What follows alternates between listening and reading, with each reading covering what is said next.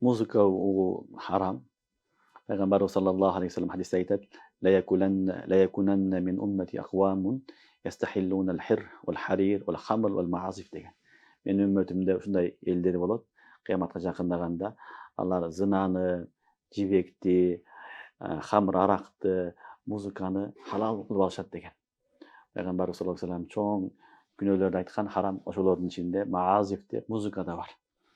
Peygamberimiz sallallahu aleyhi ve sellem bu yerde arakka, zınaga, жибекке тең айткан күнөө мекен маазиф музыка. Ошон үчүн музыка бул жакшы нерсе эмес. Бул харамга кирет. Пайгамбарыбыз саллаллаху алейхи ва саллям эмне кылган, тыюу салган. Кур'ан-ы Керимде дагы Алла таалам тыюу салган. Хадистерде да келет, кээ бир мавкуф хадистерде келет. Ошол музыка адам баласына мунафыктыкты пайда кылат жүрөгүндө.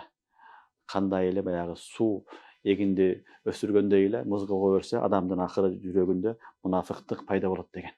Ошон үчүн бул чоң бир оору, чоң бир күнөө. Андан алыс болуш керек. Музыка уккан адам акыры барып жүрөгү катып кетет. Жүрөгү катып, хидаятка келбей калат. Ошондуктан шариятыбыз музыкадан тыюу салган, музыка уккандан алыс болуш керек. Анын ордуна Кур'ан угайлык, Пайгамбар саллаллаху алейхи ва саллям хадистерин угалы, андан көрө жакшы насаат сөздөрдү угайлык, пайдалуу нерселерди кылышыбыз керек. Ал эми музыка бул такыр биздин жан дүйнөбүзгө, биздин руханиятыбызга өтө чоң таасир берүүчү, терс таасир берүүчү жаман нерсе. Ошон үчүн Кур'анда дагы, хадисте дагы Пайгамбар саллаллаху алейхи ва саллям харам кылып тыюу салган.